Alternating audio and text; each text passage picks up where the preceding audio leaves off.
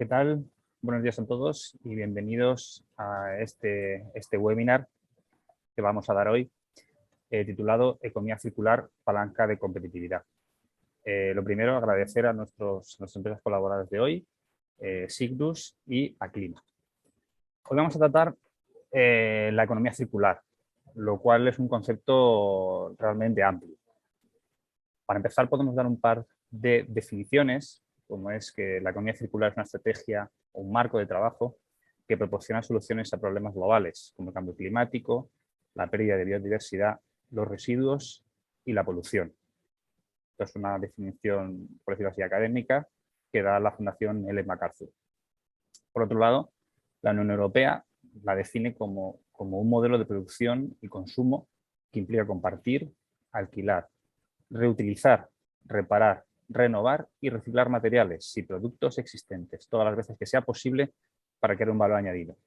De esta forma, el ciclo de vida de los productos se extiende. Como podemos ver, es difícil, no es fácil aterrizar estos conceptos al día a día de las empresas. Pero para ello tenemos con nosotros hoy tres profesionales expertas en este campo que nos van a ayudar a poner soluciones y a aterrizar estas ideas en nuestros proyectos y en nuestros negocios.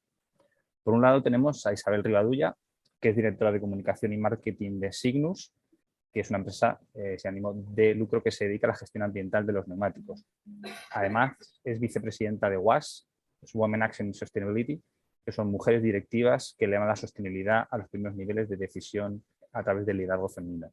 Ella es licenciada en Derecho por la Universidad de Santiago de Compostela y su vida profesional ha estado siempre relacionada con la comunicación y la concienciación en sostenibilidad. Tiene un posgrado en el IE, en Gestión Empresarial y Dirección de Comunicación, y además de diferentes formaciones en el IE y en ESIC. Por lo tanto, tenemos a Olga Martín, que es licenciada en Ciencias Químicas por la Universidad del País Vasco y Executive MBA por la Universidad de Barcelona. Y desde 2019 es directora general de Aclima.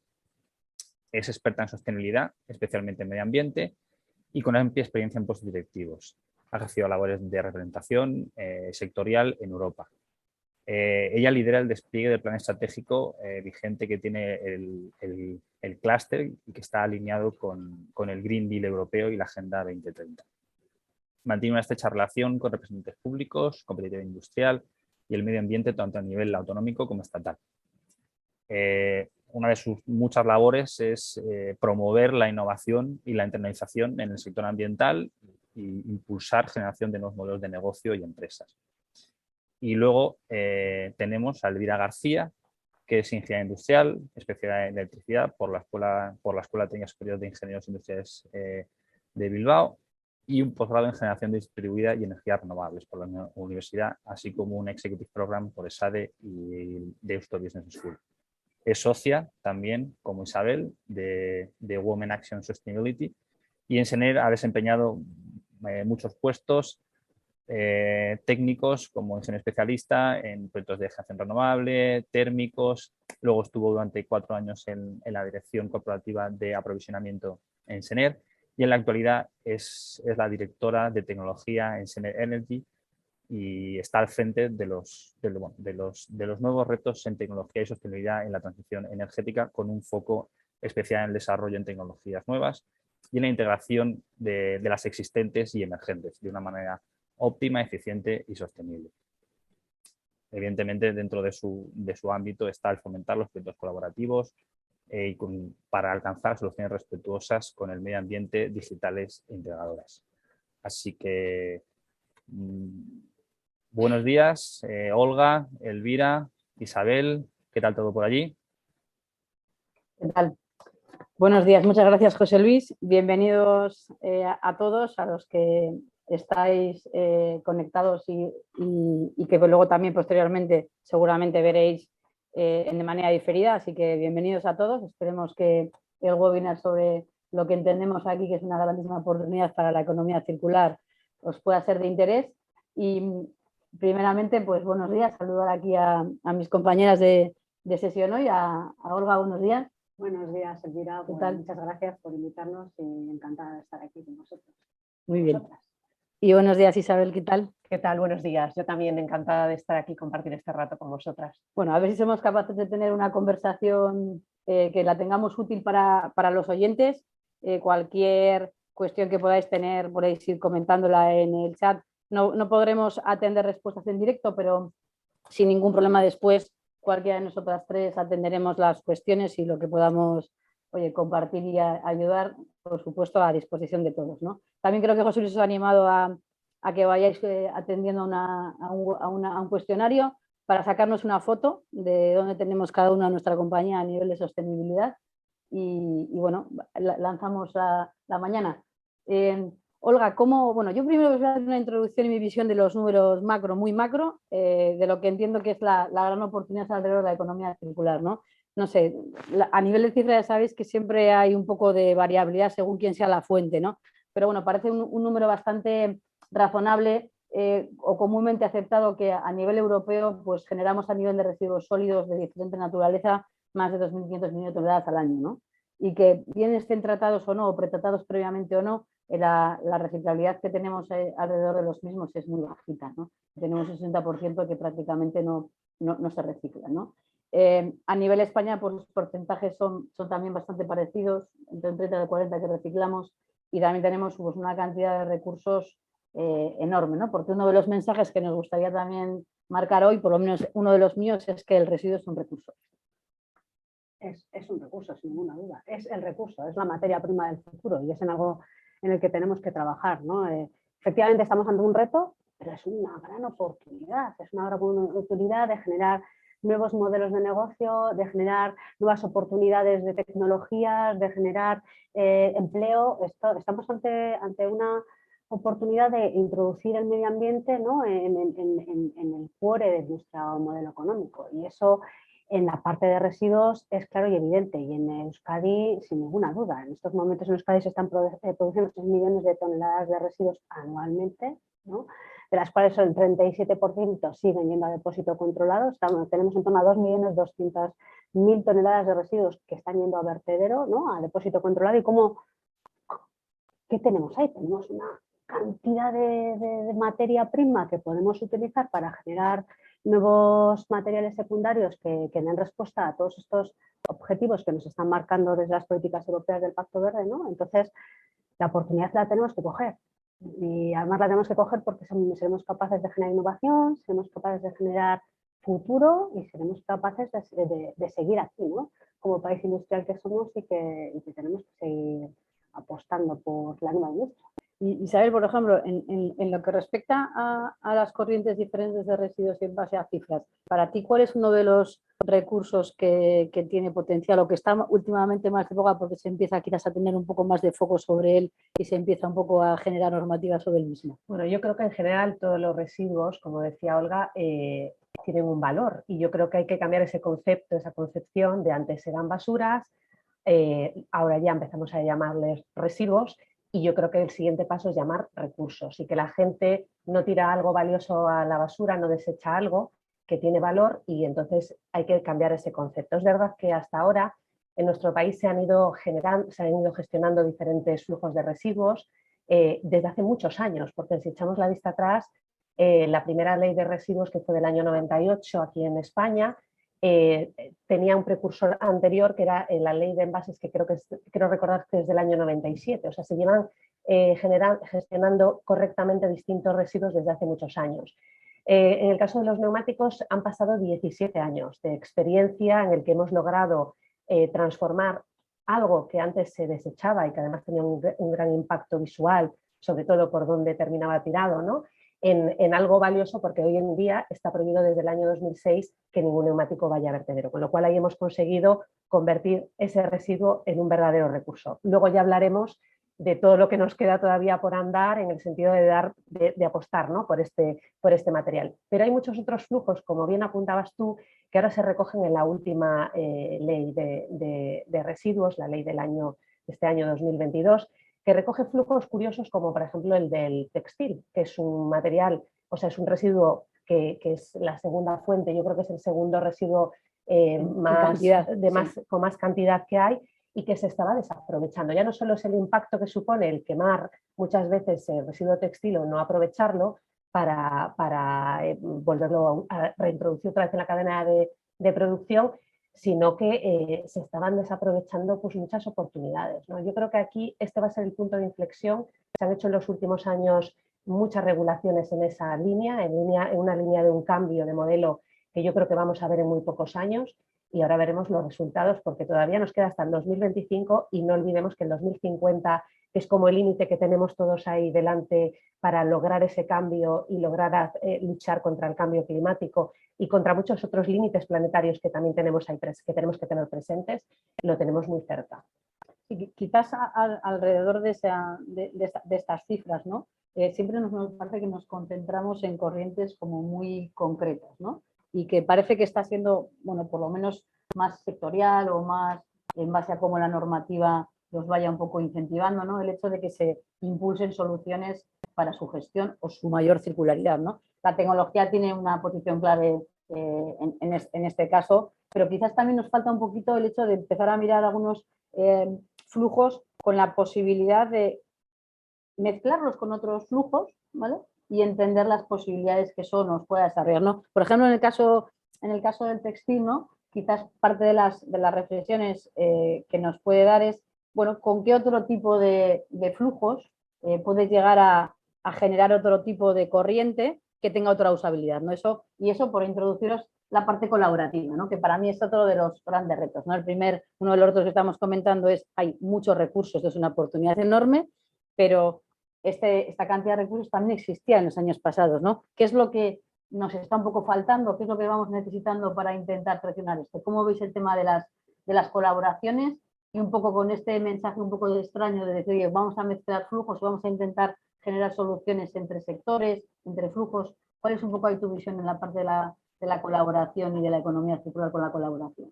Bueno, pues yo como representante de un clúster, ¿no? ¿Qué voy a decir? O sea, nosotros todo lo que hacemos tiene que ver con colaboración, si no, no tiene sentido, ¿no? Entonces, todo lo que se mueve dentro del clúster, ¿no? Pues desde la participación de la empresa privada, los centros de conocimiento, pues las instituciones públicas, lo que buscamos es buscar proyectos de innovación que permitan adaptarnos, ¿no? Además, siendo representantes del sector medioambiental, pues con más motivo, ¿no? Porque tenemos el conocimiento y la experiencia de muchos años, ¿no? Trabajando en medio ambiente y que además en estos momentos desde el clúster o desde el sector ambiental lo que se ve claramente es que toda esa experiencia que se ha ido adquiriendo en los últimos años, ¿no? En los últimos 25 o 30 años, ¿no? Que se lleva trabajando especialmente en Euskadi y medio ambiente, ¿no? Porque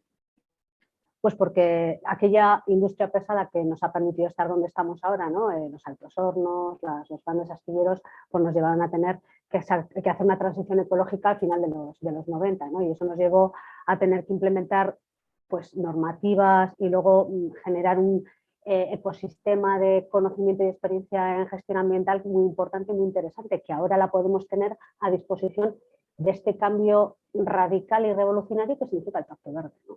Entonces, en el Pacto Verde, todo lo que nos está pidiendo para cumplir los objetivos tan ambiciosos, o lo hacemos colaborando o olvídate. O sea, cada uno por nuestra cuenta no podemos ir. Y ahí tenemos que tener la colaboración público-privada es fundamental, es decir, si los políticos tienen claro, y parece que lo tienen, que los objetivos que se están implementando, además objetivos con indicadores, no con queremos hacer planes de estrategia, sino que estamos diciendo cosas como, bueno, que en el 2050 tenemos que ser climáticamente neutros, pues estamos diciendo que en el 2025 el 30% del plástico de cualquier equipo que estemos trabajando que sea plástico tiene que ser reciclado. Entonces, eso significa muchísimas cosas, ¿no? Porque ahora mismo estamos solo en el 12%. ¿Cómo llegamos al 13%? ¿En qué? En muy poco tiempo. En muy poco tiempo. Y eso significa que o lo hacemos entre todos, somos capaces, todos colaborando, los diferentes, yo también entiendo que los diferentes sectores industriales están como apabullados, ¿no? De todo lo que está viniendo de Europa, pues tenemos que identificar cuál es lo prioritario para ti, porque ya se ve claramente cada uno de los sectores cuál puede ser lo prioritario y a partir de ahí colaboración público-privada, colaboración entre las diferentes empresas, entre el sector ambiental y el resto de sectores para darles esa información. Me emociono con la colaboración, o sea que paro ya. Para que agarres un poco... Es que es la clave, de hecho, la colaboración. Sí, para que recojas un poco de aire que volvemos enseguida, aprovechamos y le pasamos a Isabel la pregunta. Vosotros trabajáis mucho también, lógicamente, hacia el exterior por el tipo de actividad profesional y también yo creo un poco por el carácter, ¿no?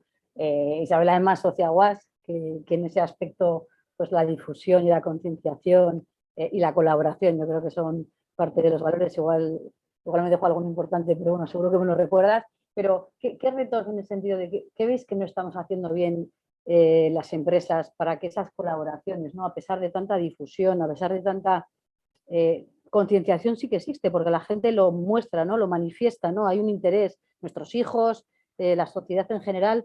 ¿Qué es lo que hace que luego las empresas nos cueste tanto, ¿no? ¿Qué veis vosotras que son aspectos que no hacemos bien las compañías y que es parte de nuestro reto, ¿no? Para intentar conseguir impulsar esto? Yo creo que a veces hay tanta información que a veces nos cuesta mucho organizarla. Y hay muchísimas iniciativas que están puestas encima de la mesa en muchas empresas, pero que no se comparten. Entonces, el hecho de, ya que has nombrado a WAS, yo creo que WAS ha sido una oportunidad para muchas de nosotras de conocer otras empresas de otros sectores completamente distintos a los que a veces no estamos muy acostumbradas, que nos han dado la posibilidad, y yo creo que tú también has encontrado alguna oportunidad en cosas que a lo mejor ni te imaginabas que podrías iniciar un proyecto, y seguramente que de aquí también saldrán algunos otros proyectos, porque hay muchas sinergias. O sea, yo creo que hay sinergias en tantos sitios que es importante, que yo creo que ahí la administración es quien puede tener un papel un poquito más relevante y más de dirigir y más de mostrar y más de compartir, para ver dónde están esas oportunidades. Las empresas detectamos muchas, las empresas como nosotros, que somos una entidad sin ánimo de lucro, que realmente nuestra responsabilidad es la gestión del neumático fuera de uso, hemos detectado a través de nuestro Departamento de Desarrollo e Innovación un montón de oportunidades de desarrollo de empresas, por supuesto de empleos, etcétera, pero después a veces también falta el impulso y el atreverse a probar cosas nuevas. Yo creo que ahora con este paquete europeo que pone el acento precisamente en la digitalización, en la industrialización y en los temas ambientales, las empresas han virado un poco y han dicho, uy, vamos a empezar a fijarnos en otros materiales, en otros aspectos que hasta ahora pues a lo mejor no los mirábamos porque íbamos un poco en la dinámica, ¿no?, del día a día. Estamos pasando de una sociedad en la que hemos estado acostumbrados a consumir mucho, sin control, desde la revolución industrial, a un momento en el que nos toca a nosotros ahora como sociedad pararnos a pensar realmente cómo tenemos que ejercer ese cambio. O sea, realmente tenemos un reto muy importante y creo que tenemos muy poco margen. Yo creo que quizás ese es el problema, que estamos un poco como un pollo sin cabeza, sin saber a dónde dirigirnos, cómo hacerlo, cómo conseguir esa colaboración público-privada. Yo creo que el tema de la colaboración público-privada es la clave, pero creo que el inconveniente de la colaboración público-privada es la lentitud a la hora de conseguir las cosas. Y yo creo que ahí es donde está el reto más importante. Vale, entendidísimo.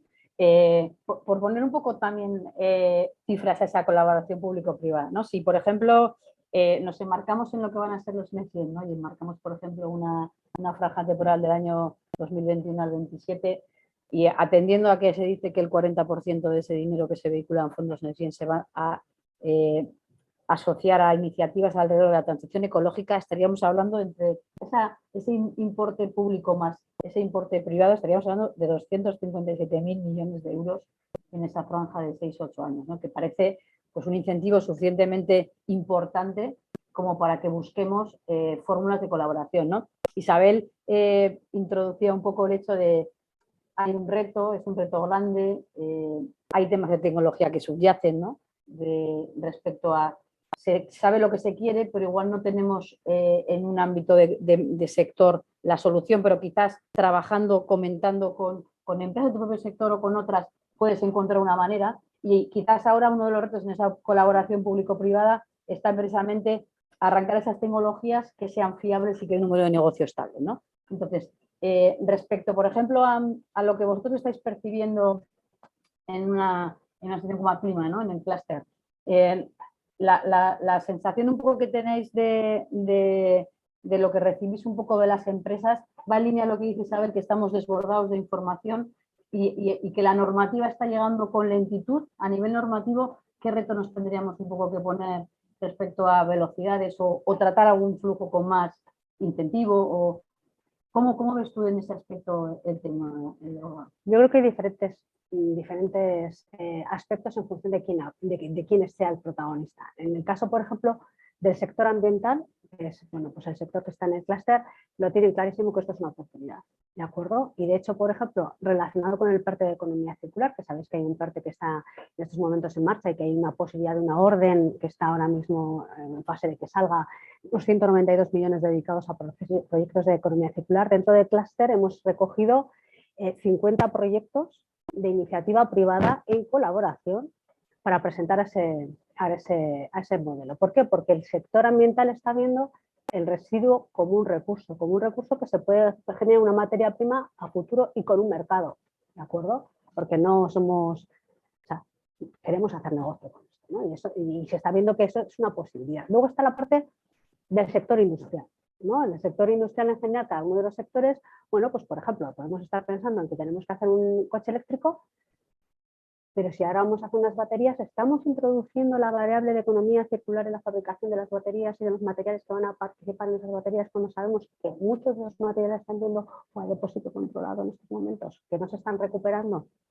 Pues si vamos a cambiar un modelo de movilidad, tendremos que radicalmente introducir esa variable de la economía circular. Y ahí también yo creo que hay una oportunidad, pero eso sí que creo que quizás la parte industrial está apabullada, ¿no? Pero también creo que cada vez lo tiene más claro, como decía Isabel, que esto ha venido para quedarse, porque efectivamente el Pacto Verde son planes y estrategias, pero si vemos que hace 2 o 3 semanas hay la ley de residuos, ¿no? En la ley de residuos se habla de la responsabilidad ampliada del productor, que hasta ahora en España no se hablaba, y eso qué significa, que yo como productor de un residuo industrial tengo que preocuparme hasta la trazabilidad final y tengo que saber que ese residuo tiene que valorizarse.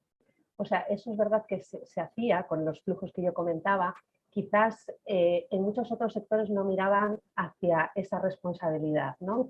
Porque además es incluso, o sea, a veces yo creo que se percibe la responsabilidad ampliada del productor, porque ahora además en esta nueva legislación se amplía más. Yo tengo un compañero que me reñirá si me está escuchando, pero dice responsabilidad ampliada del productor plus. Y es verdad, porque ahora incluso la basura dispersa también es responsabilidad de los productores. Porque ahí hay muchos flujos que antes quedaban, ya no flujos, sino tu propio residuo que de repente pues aparecía pues en un río y quién se ocupaba de él, ¿no? O sea, era como que nadie quería mirar para ese vertido. Entonces, yo creo que ahora esta ley ha sido un punto de inflexión bajo mi punto de vista personal, en el que realmente sí que se quiere hacer una verdadera apuesta por transformar todos los residuos en recursos, y ya esto yo creo que ha permitido que muchos sectores que antes no iban con ellos en este tema de la responsabilidad que tenían al introducir un producto en el mercado, ahora digan, oye, yo tengo que empezar a estudiar todo el análisis del ciclo de vida de mi producto, porque no solo es la parte final, también es la parte del ecodiseño, la parte de prevenir, porque hablábamos antes del residuo textil, pero la prevención es fundamental. Aquí se está generando, ya no te digo en nuestro país, en todo el mundo, una cantidad de ropa que a veces es innecesaria, porque de hecho había mucho excedente que se acababa quemando. Ya esta ley, por ejemplo, lo prohíbe. Ahora todo es exceso. Pero en cuanto, y volviendo un poco al tema de las oportunidades, hablas precisamente, por ejemplo, del sector, o sea, de cómo introducir determinados materiales otra vez en el proceso de fabricación, de la industrialización. Nosotros, ha habido un proyecto que hemos desarrollado para utilizar el polvo de neumático que se utiliza caucho en las pastillas de freno. Qué mejor que volver a introducir un neumático que desgraciadamente hoy por hoy no puede utilizarse para fabricar nuevos neumáticos, al menos en todos sus elementos, en algún material que también esté en el coche. Pero también hemos tenido que ser nosotros, desde Signus, los que hemos tenido que buscar y llamar la atención de algunas empresas para decirles, oiga, este material es muy interesante, tiene unas características que creo que pueden ser interesantes para el producto que están ustedes fabricando, ¿por qué no probamos y vemos cómo se desarrolla? Y ahora pues estamos muy, muy contentas porque hemos logrado que una empresa de pastillas de freno incorpore polvo de neumático y lo vaya a comercializar en breve. Pero cuesta mucho porque las empresas yo creo que todavía no están viendo los materiales reciclados como verdaderas materias primas. Esa sustitución tienen que verla como la oportunidad que es, porque toda la industria que hay detrás, o sea, nosotros cuando nacimos hace 17 años no existía la industria del reciclaje de neumáticos, había alguna empresa puntual que lo hacía, pero ahora hemos logrado realmente también que ahí crezca, que haya más empleo, que haya más empresas que se dediquen a este tema, que comercialicen los productos, etcétera, etcétera. Sí, pero gracias a una obligación legal. Exacto, es que es clave. Un incentivo. Nosotros somos de... Incentivo, pues somos es del clave que incentivo. existan incentivos legales, porque nos pasa a nosotros como consumidores. Nosotros estamos, yo siempre digo que nosotros los españoles somos muy obedientes, pero necesitamos que nos marquen un poco las líneas que tenemos que seguir, porque si no, pues a la hora de utilizar más o menos bolsas, a la hora de hacer un montón de cosas, necesitamos que nos marquen las guías, cómo hacer la clasificación de los residuos. Nos lo tienen que marcar, porque si empezaran también, pues ahora que quieren también establecer el tema de que tú pagas por el residuo que generas, veremos cómo se van a reducir todos los residuos, el coste por generación. Mira, esa es una buena reflexión y es un buen reto, porque de lo que hemos estado un poco hablando al final es la economía circular. Está claro que es un eje y un soporte alrededor de la sostenibilidad, es una palanca, lógicamente, y es una oportunidad, ¿no? Estamos hablando de materias primas circulares, de que lo que yo tenga como un residuo se entienda como un recurso, y desde cuando conciba en mi compañía el concepto de, bueno, la solución servicio que ofrezca al mercado, tengo que pensar de origen cómo va a ser su circularidad y cómo voy a tratar de reducir su impacto respecto al medio ambiente, por lo tanto, potencialmente al impacto al cambio climático. ¿Cómo pensamos que tenemos que tratar de ayudar a las compañías a tratar de repensar eso? Y me explico haciendo la pregunta sencilla. Olga, tú que trabajas muy cercano a administraciones, entidades educativas, empresas, grandes corporaciones, ¿cómo pensamos que la circularidad a estos industriales debemos tratar de ayudar a que se contemple de origen? Porque claro, eso significa invertir probablemente en muchas de las industrias, recambiarles las infraestructuras, porque esos materiales circulares van a ser nuevos, pero es que en el futuro van a seguir cambiando. Entonces, ¿cómo pensamos incentivos, nuevas maneras de subvencionar, que eso es algo que cuesta vehicular en nuestra sociedad para que no haya un lobby frente a unos, frente a otros, no se apoyen en los sectores? ¿Cuál es un poco vuestra visión desde Acna para tratar de ayudar a relanzar este cambio? Porque es un cambio que ha venido para quedarse. Hombre, yo creo que primero lo que hemos dicho, le llamamos incentivos, ¿no? Los incentivos legales son muy importantes, los que sean, ¿no?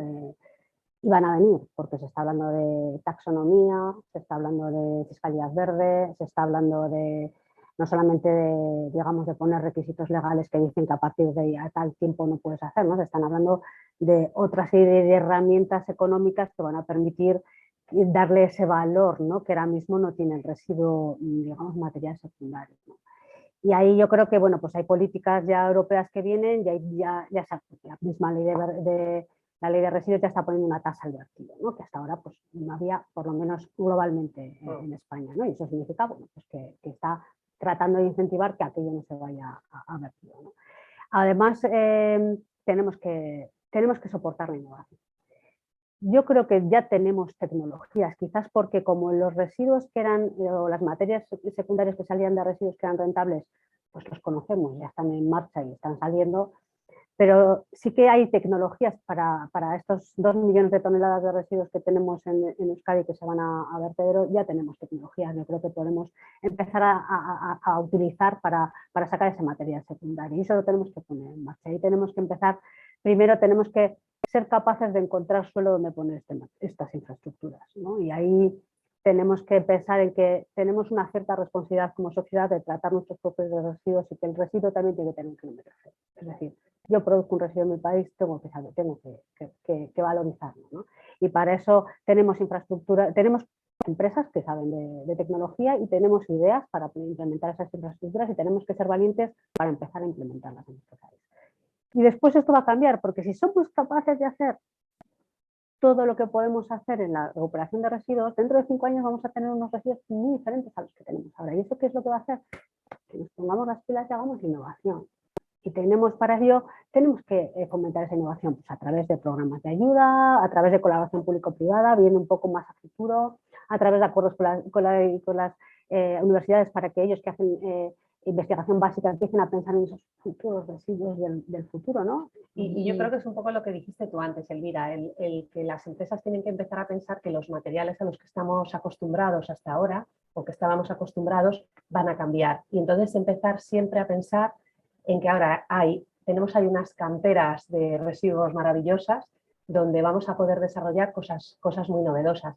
Pero luego tiene que haber esa apuesta también, esas medidas económicas. Por ejemplo, en la ley, una de las medidas que hay, creo que era en el artículo 16, es el tema de la compra pública verde, que a mí me parece clave, porque muchas empresas, cuando sepan que realmente desde la administración se va a primar el uso de materiales sostenibles y de muchos otros aspectos relacionados con la sostenibilidad, van a cambiar, como ya han cambiado muchas, incluso sus procesos, sus certificaciones, o sea, muchas exigencias que hasta ahora no existían.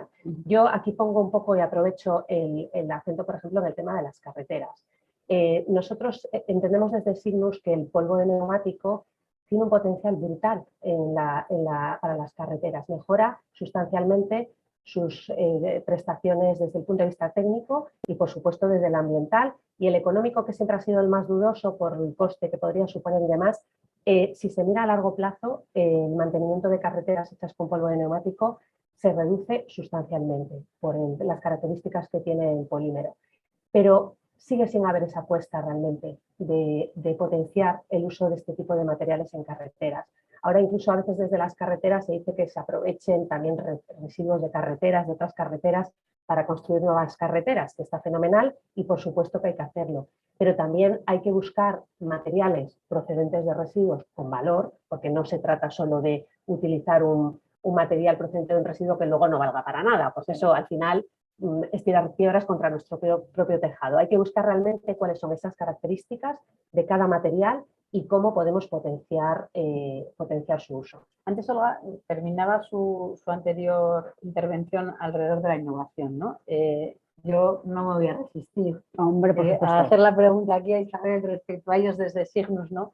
¿Cómo planteáis un proyecto de innovación, ¿no? Antes hablabas hemos hablado un poco de la colaboración.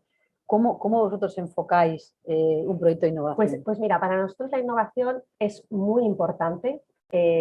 Quizás es uno de los sistemas de responsabilidad amplia del productor que pone más acento en el tema de la innovación, porque tenemos ese reto de que el neumático hay que buscarle nuevos usos, porque no se utiliza como la economía circular. Tenía un compañero que decía también, que era otro, que decía que era economía elíptica, porque teníamos que irnos hacia distintas aplicaciones. Y para nosotros el reto de buscar usos y aplicaciones que sean y que sirvan es muy importante, ¿no? Entonces, nosotros estamos muy abiertos a todos los proyectos que nos plantean. Hemos hecho de todo. Hemos trabajado en el sector ferroviario, hemos trabajado con el sector pues, de la automoción, en infraestructuras viarias, en moda. O sea, estamos súper abiertos a gente que nos viene con ideas que, por supuesto, veamos viables, económica y técnicamente viables.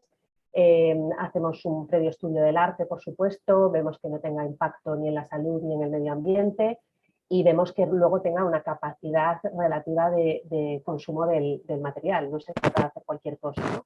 Pero hemos hecho y desarrollado muchísimos proyectos con universidades y con centros tecnológicos que después han tenido sus resultados. Por ejemplo, en el mundo de la moda, con EcoAlf, cuando inició su andadura, que buscaba pues partners para utilizar residuos y transformarlo en materiales, empezamos un proyecto con ellos que duró 2 años, que se llama el proyecto Recisole, y realmente buscábamos un calzado hecho con neumático, que no se notara que fuera neumático, que es un poco lo que pretenden, ¿no? Para dar ese valor de que son materiales pues con calidad suficiente y que no tienen por qué ser feos ni rudos, que es lo que nos pasa un poco a veces con el neumático.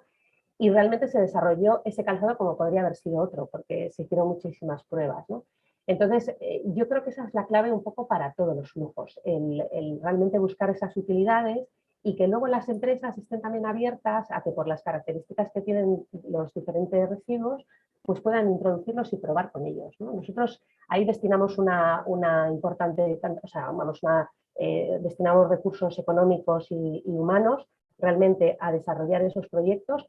Y si alguien que nos está escuchando pues tiene alguna idea o le apetece desarrollar algo, o probar o charlar con nosotros sobre las oportunidades que haya, estamos encantados. Sí, somos muy aventureros. La parte de los retos luego al final haremos una pequeña reseña, porque por supuesto vamos a estar encantados de recibir retos que podamos tratar entre organizaciones tan diversas y complementarias como las que vamos a estar hoy en esta jornada, ¿no? Tratar de ver maneras de vincular soluciones, ¿no?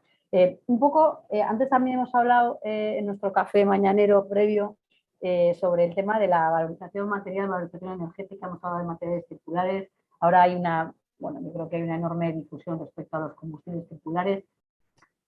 Todo lo que está alrededor de lo circular se está empezando a legislar, está claro, pero si nos vamos, por ejemplo, a la capacidad que va a tener de contribuir la economía circular para la mitigación del cambio climático, ¿no? Reducción de huella de carbono, ¿no? ¿Cómo pensáis vosotros? Esta pregunta además es un poco trampa porque no la habían mandado.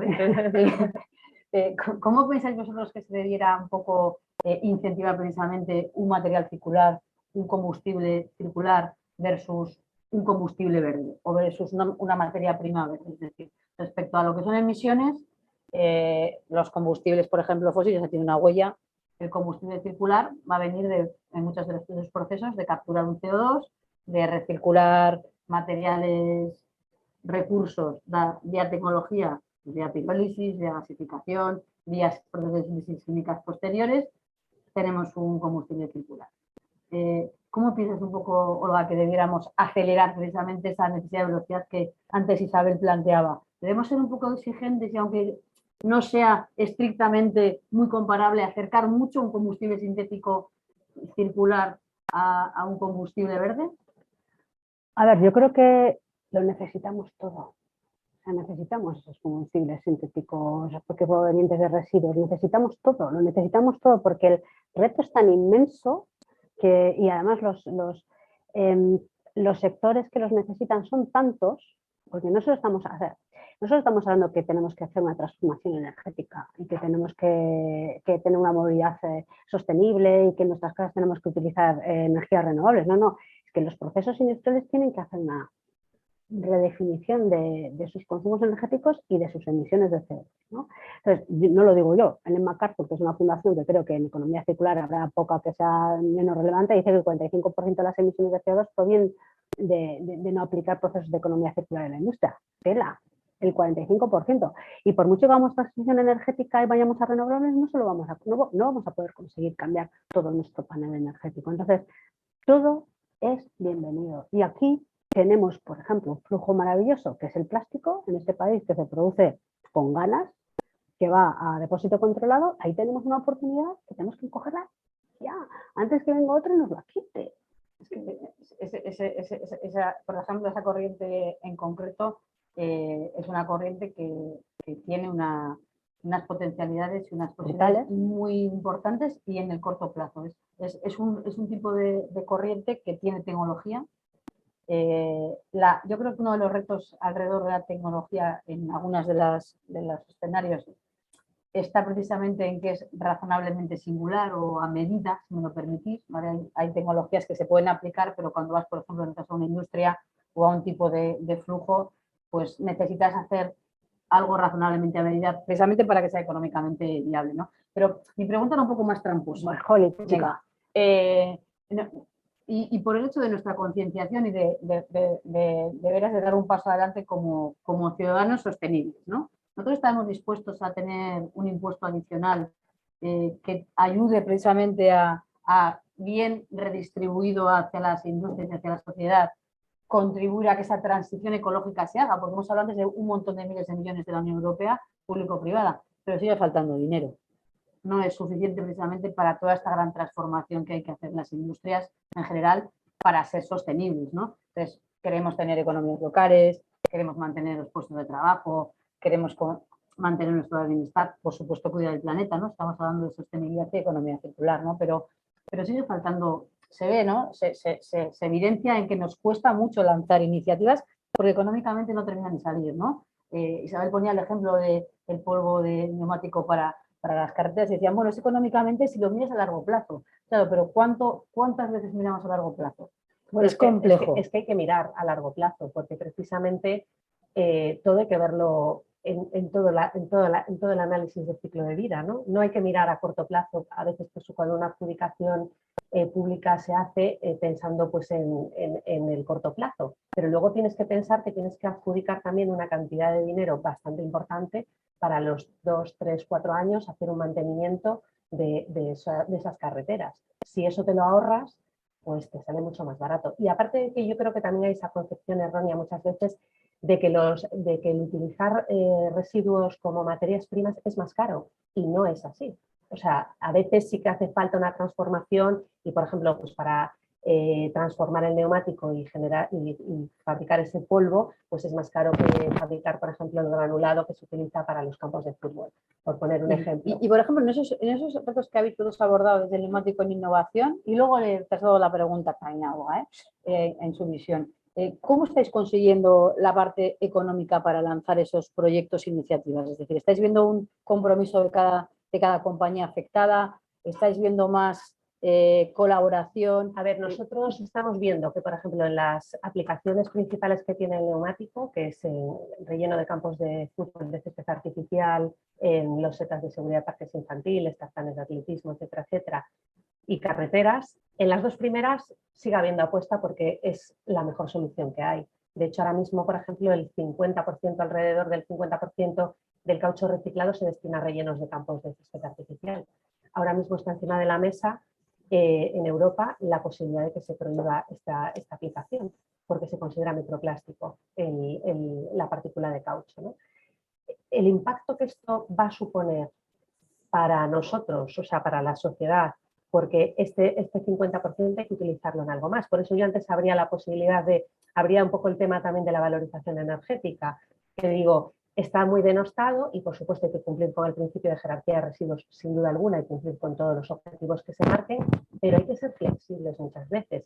Si en el caso de los neumáticos ahora la principal aplicación se prohíbe, no solo en España, sino en toda Europa, con el problema que esto va a implicar a nivel también social, porque no se va a poder jugar a los mismos niveles que se juega hoy en día, aparte del impacto económico que va a suponer desmantelar los más de 5.000 campos que tenemos en España y volverlos a construir de nuevo. Al margen de todo eso, tendremos que buscar soluciones mientras tanto, mientras no se desarrollen otras aplicaciones que nos está costando mucho aplicar. Y bueno, yo en este punto voy a poner nuestro primer reto, que tampoco os lo había contado esta vez.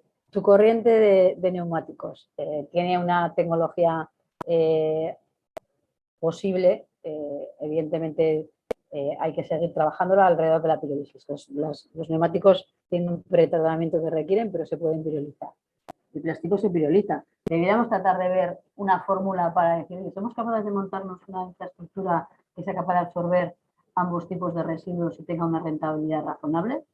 Es estamos aquí 3 agentes en la mesa, nosotros que tenemos la potencia de la tecnología para poder apuntar a una línea de esa iniciativa. Igual tiene que ser inicialmente un proyecto más pequeñito, tendremos que ver cómo lo tenemos que vehicular, pero yo lanzo ese primer reto, ¿vale? Una primera planteamiento de propuesta de colaboración en una infraestructura mixta que nos sirva para vehicular diferentes tipologías de flujo alrededor de ambos retos. Que Olga tira uno de plástico muy fuerte y te vas a hablar muy fuerte también de algunas de las dificultades. Vale, vamos un poco más adelante respecto a lo que pueda ser la parte normativa, ¿no? Hemos hablado antes de que se estaban aterrizando las nuevas, la ley de residuos. A nivel europeo hay una serie de directivas, se siguen actualizando. Yo creo que además en este primer cuatrimestre ha habido 3 o 4 comunicaciones muy relevantes. A nivel, por ejemplo, nacional, tenemos las posiciones a nivel gobierno central, vamos a decirlo así, y luego a nivel de administraciones locales. ¿Cuál pensamos que es la comunidad autónoma que ahora mismo está más avanzada respecto a la parte normativa o ese incentivo? Porque yo creo que nuestra presión de incentivo todavía tiene que crecer un poquito más para acelerar más la velocidad. ¿A qué comunidad autónoma más deberíamos mirar? ¿En base a vuestra opinión? En incentivos, por ejemplo, fiscales, Cataluña, con diferencia. Por ejemplo, las tasas de vertido en Cataluña son elevadas de hace tiempo. Nos hace que se mueva ciertas historias, ¿no? Y pensamos que, por ejemplo, eso debe poder incentivar, porque yo creo que el tema de la tasa de vertido es uno de los retos, pero claro, eso sigue ahogando más a la industria en un momento determinado, porque claro, le sube la tasa de vertido, sí te viabiliza otros procesos, pero te penaliza globalmente tu situación, ¿no? Ahí es donde yo recupero un poco el tema que os comentaba antes de la aportación de la ciudadanía y la sociedad, ¿no? Es decir, cómo tratar de, bueno, pues buscar fórmulas, no sé, las hay muy disruptivas, ¿no? De decir, bueno, venga, crowdfunding, identificamos un proyecto, una naturaleza, a ver si hay gente que quiera invertir en él. Eso es complejo, ¿no? Es decir, tendríamos que ver de qué forma y la fórmula de que la sociedad acepte que la transición ecológica la necesitamos como el comer, hace falta que vaya más rápida, pero necesita más dinero. Yo creo que tenemos que, también lo que vemos desde el cluster, ¿no? Y desde el sector ambiental, lo que vemos también es que el ciudadano cree que su responsabilidad acaba porque ha separado los residuos. Y a veces ni eso. Bueno, aquí todavía no lo hace, ¿vale? Que ese ese no es responsable, ni siquiera es responsable en algo. Sigue habiendo bastante gente. Y sin embargo, el ciudadano también tiene que empezar a pensar que él tiene una responsabilidad ampliada del producto. Es decir, él produce unos residuos que tienen que ir a un sitio determinado y separarlos en un contenedor no es suficiente. Tiene que pensar primero en ecoeficiencia, o sea, es decir, cómo reduzco, ¿no? Y luego también tiene que pensar en cómo los productos tienen que estar más tiempo en la vida, o sea, no podemos tirar un móvil cada 6 meses porque nos gusta otro, ¿no? Y luego además tenemos que pensar dónde van esos residuos. No vale con solo que los he tirado en un contenedor y ya está, ¿no? Y además tengo que ser responsable de que tengo que, como decía antes, tengo que reutilizarlos o revalorizarlos cerca de mi casa. ¿Por qué? Porque yo soy responsable. No, eso de la exportación o el turismo de residuos es de país rico y no responsable, ¿no? Y eso tenemos que trabajarlo y creo que tenemos que ampliar esa. De ahí a cobrar un impuesto al ciudadano, bueno, hay un trecho. Y bueno, no sé si tiene que ser un impuesto. Pero ya de hecho pagamos, es decir, está el principio de quien contamina paga, que es como tiene que ser, y pagamos. Lo que pasa es que no somos muy conscientes. En el caso, por ejemplo, de los neumáticos y los aceites de coche, los aceites industriales en general, en las facturas hay una línea separada que dice lo que estás contribuyendo, por ejemplo, a los neumáticos. Esto me cuesta el neumático y esta cantidad pequeñita es tu contribución que haces al reciclaje, que mucha gente dice, ¿y esto? Pues esto es porque usted está adquiriendo un producto que va a llegar al final de su vida útil y usted es el responsable. Esto hay gente que muchas veces no es consciente, porque en la mayor parte de los productos va implícito, va incluido en el precio. Y yo creo que muchas veces el ponerlo en línea separada, a mí me encanta que en el caso de los neumáticos vaya en línea separada, porque si no, como nos vamos del taller y nadie sabe qué pasa con esos neumáticos, desaparecen mágicamente, es una forma de tomar conciencia a la hora de mirar la factura, que todos la miramos al salir del taller, y decir, pues fíjate, estoy pagando una cantidad que es para que se recicle el neumático. Y esto te lleva a que mucha gente piensa, ¿y cómo se recicla un neumático? Porque si preguntamos en muchos talleres que lo hemos hecho, la gente ni se ha planteado que se reciclan los neumáticos y mucha gente dice, pues se queman, porque claro, es lo típico que estamos todos acostumbrados a pensar, ¿no? El neumático ahí en una barricada echando humo. Y es una pena, porque realmente tiene una gestión muy compleja a la hora de que vamos recogiendo en 25.000 puntos en toda España.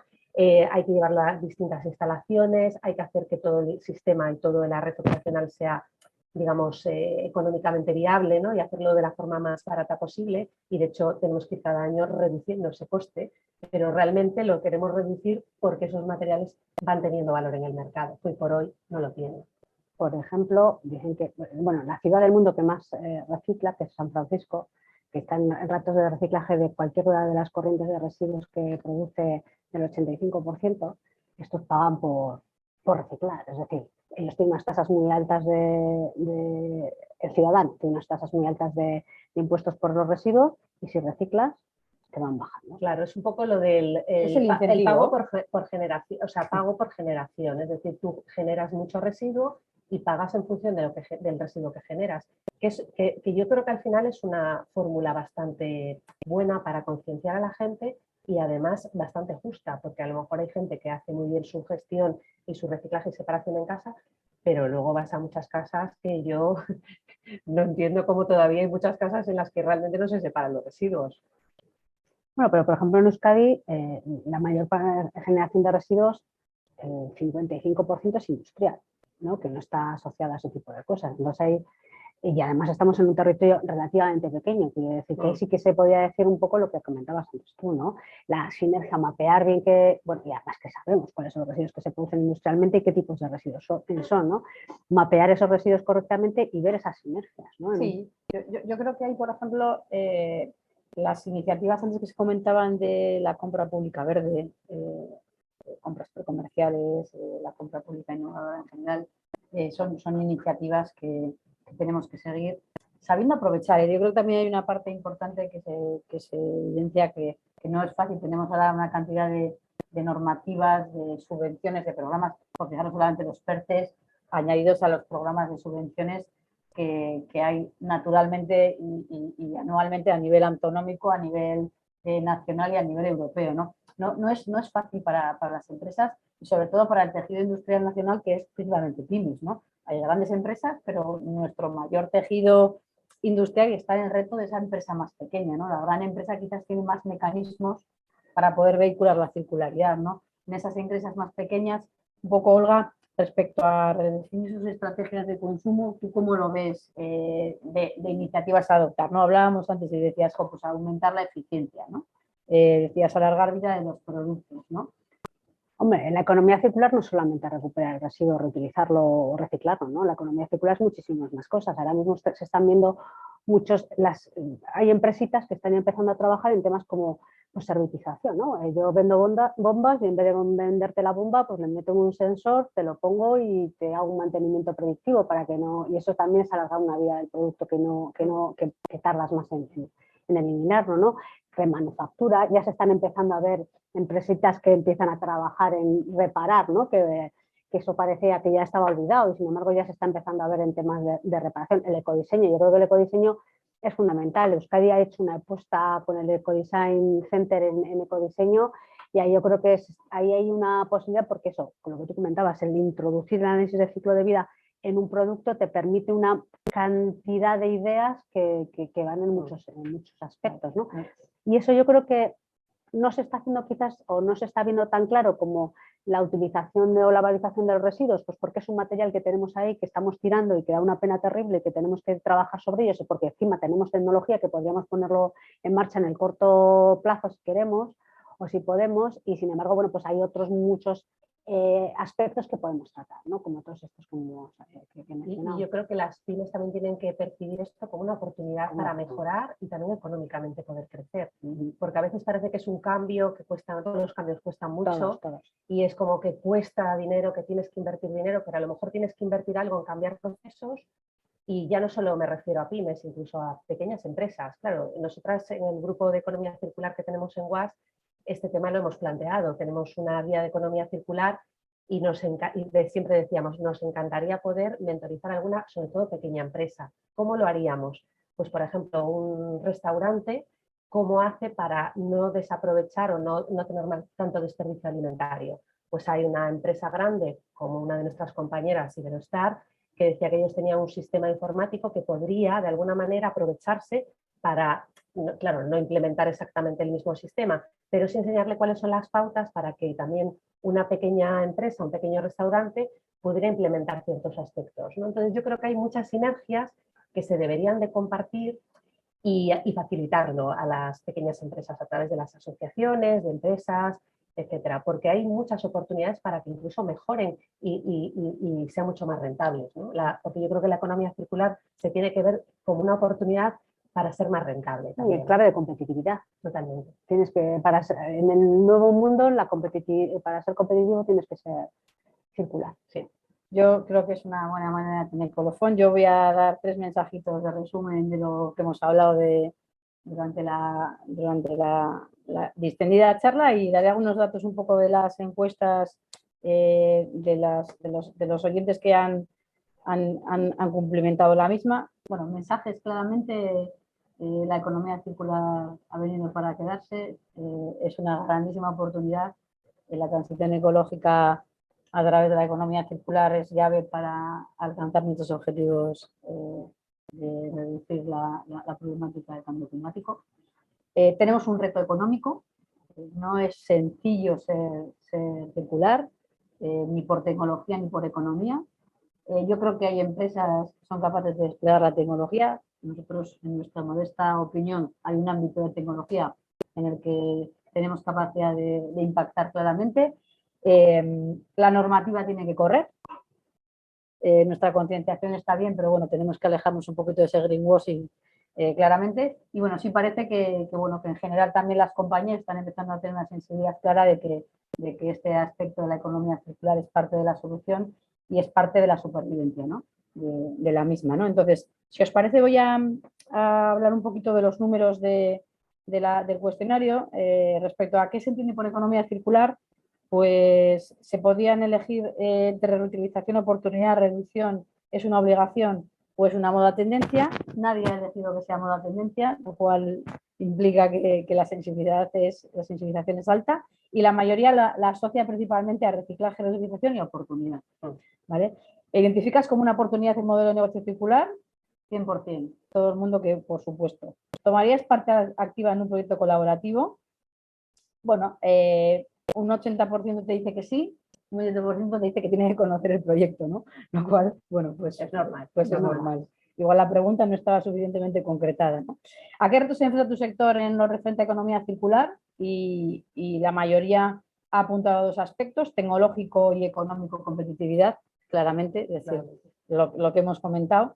La parte colaborativa cultural le da menos peso y la parte normativa también. O sea, que ven claramente que el reto viene por la parte económica y por la parte de tecnología, ¿no? Una tecnología que precisamente te haga económico probablemente el reto que te tienes que gestionar, ¿no? ¿Cómo consideras el impacto de la digitalización en la economía circular? Pues ha sido un abrumador 90 y mucho por ciento al resto, que es habilitador, y el resto ha sido neutro, no ha sido negativo, ¿no? Y bueno, pues en el caso nuestro, que nos tenemos que también enfrentarnos a nuestro reto mismamente de compañía, de ser un player de agente en la economía circular, pues bueno, pues un 30% de la audiencia no nos tiene identificados en economía circular, lo cual nos pone también un reto interno, ¿no? Eso lo hacemos el año que viene y seguro que sí. Bueno, bien, pues muchas gracias. José Luis, te vamos a dar paso para que puedas un poco, yo creo que terminar. El tema de las preguntas lo tendremos igual un poco complicado, la verdad es que las vemos difíciles, pero bueno, si nos las puedes... Sin...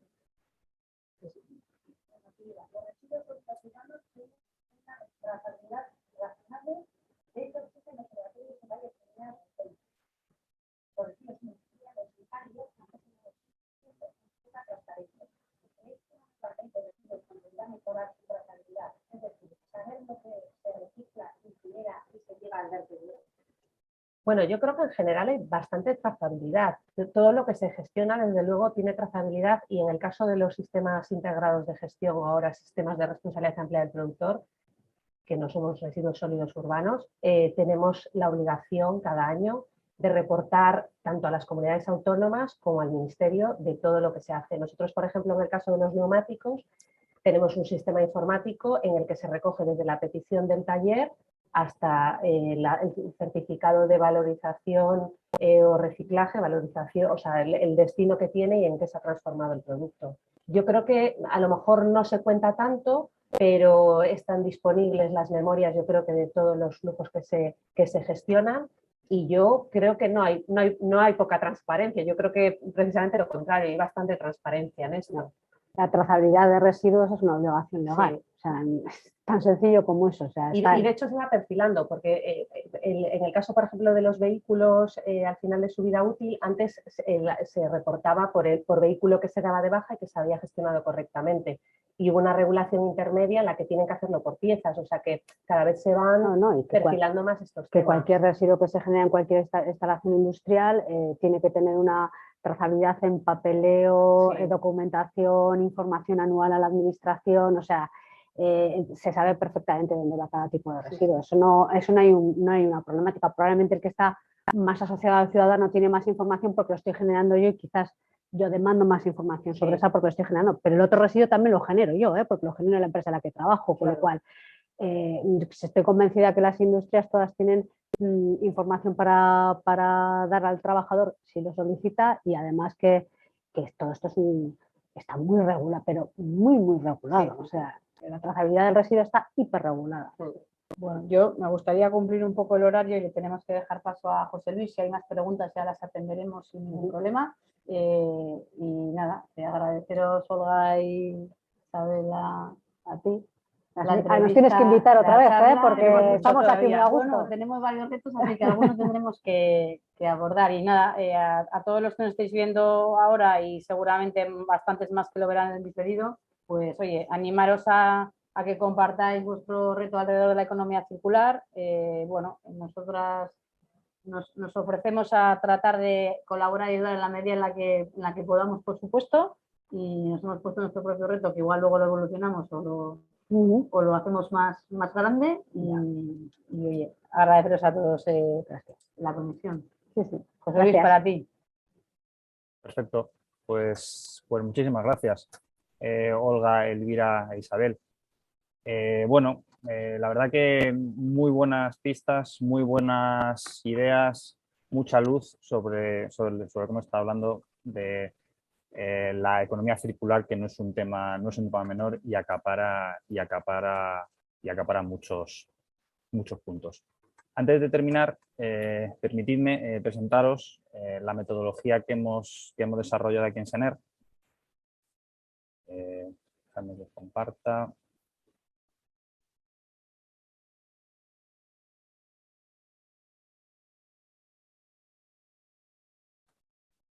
Bien. Bueno, esta metodología es una metodología que hemos desarrollado internamente para evaluar el grado de sostenibilidad de las empresas. La hemos llamado S3, SENER Sustainability System. Esta metodología de SENER parte de la base de establecer parámetros claros de partida para desarrollar estrategias en sostenibilidad adecuadas y que alcancen los objetivos de las empresas teniendo en cuenta sus capacidades y sus limitaciones. Es un marco de trabajo global que evalúa el grado de madurez en sostenibilidad de las empresas en las tres áreas: planeta, personas y economía, finanzas. People, planet y profit. Que algunos pues, seguramente conoceréis como las 3 Ps. Generalmente la parte de finanzas o la económica nunca se ha metido, siempre se queda un poco al margen, pero bueno, nosotros somos firmes creyentes que un proyecto tiene que ser económicamente viable para que el impacto positivo que está haciendo sea prolongado en el tiempo. Entonces, esta metodología es una metodología circular, continua, que tiene 3 fases: evaluación, planificación y ejecución. En la primera parte, que es la parte de la evaluación, realizamos una primera valoración de los grados de sostenibilidad de la empresa. Y para eso tenemos 2 herramientas. El Maturity Level, que es un cuestionario de alto nivel que evalúa la sostenibilidad en los 3 ejes que hayamos comentado y que da como resultado el SENER Sustainability Index Chart. Este gráfico, que como podéis ver ahí, es un gráfico con 3 segmentos a 120 grados y en el que se indica de manera visual y muy rápida cómo de avanzado en sostenibilidad estamos en cada uno de los ejes. Cuanto el arco esté más cercano al círculo o a la circunferencia perfecta, más sostenibles seremos en esa rama. En este caso, que es un ejemplo que hemos puesto, esta empresa tendría una parte de profit pues muy sostenible, es una empresa rentable, que da beneficios, que está saneada. En parte de personas tendría un nivel medio alto, pues, sin embargo en la parte de planeta pues bueno, todavía le quedaría trabajo por hacer.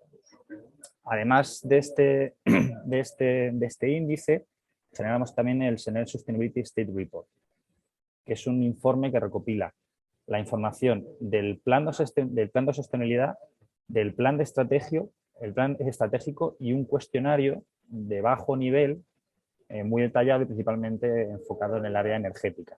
Entonces esto nos brinda una imagen clara de cómo de sostenible es la compañía. Luego tenemos la fase de planificación. Esta, en función de los resultados que hemos obtenido en la fase de la evaluación, se proponen una serie de iniciativas y proyectos agrupándolas por prioridades con el propósito de alcanzar los objetivos estratégicos y de sostenibilidad. Aquí también se incluyen algunos datos como tendencias macroeconómicas y un plan de contingencia con 3 escenarios: optimista, neutro y pesimista, para ver cómo podríamos avanzar en nuestros objetivos de sostenibilidad y estratégicos de la empresa en función de las situaciones externas que nos puedan venir. Y luego, por último, tendríamos un plan de ejecución, que aquí lo que tenemos son una fase, o sea, un plan, una planificación de todas, donde se establece el esquema de lanzamiento de cada una de las propuestas, unos indicadores de avance y unos informes de rendimiento de cada una de las iniciativas. Y aquí otra vez empezaremos nuevamente, cerrando el círculo, volveríamos a la parte de evaluación. Como ya os ponía en el chat al principio, hemos desarrollado una herramienta que es de acceso libre y os invito a visitar esa página web, www.s3sustainability.com, o si no, ahora mismo con el código QR podéis escanearlo y entráis. Y ahí tendréis un cuestionario, como hemos dicho, de alto nivel. Son 30 preguntas dividido en 10 en cada uno de los ejes, personas, planeta y la parte financiera, y recibiréis el gráfico que hemos visto antes con una primera indicación de cuál es el grado de sostenibilidad que tenéis en vuestra empresa. Ya os digo, herramienta libre, pues entre las que queráis, y bueno, y también ir quizá cambiando las respuestas en función de las iniciativas que podéis tener en mente, cómo afectarían eso al inicio. Y bueno, y nada más. Con esto damos finalizado el webinar. Nuevamente, muchísimas gracias a Olga, a Elvira, a Isabel por vuestro tiempo, por vuestro conocimiento y por haberlo compartido con todos. Y nada más, nos vemos en la próxima. Muchísimas gracias y que tengáis todo buen día.